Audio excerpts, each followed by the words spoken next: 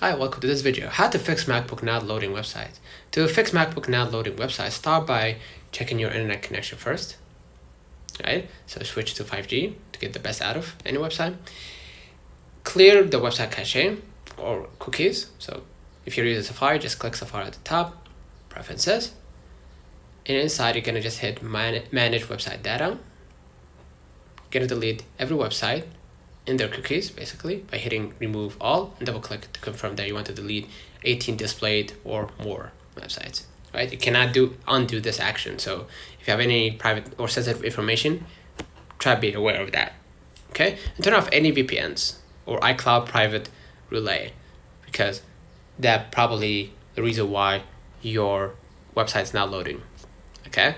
So consider liking this video, subscribe, and until next time, and basically if the issue still persists, try accessing the website using a different browser or checking if the issue occurs only on a specific website. See you in the next one.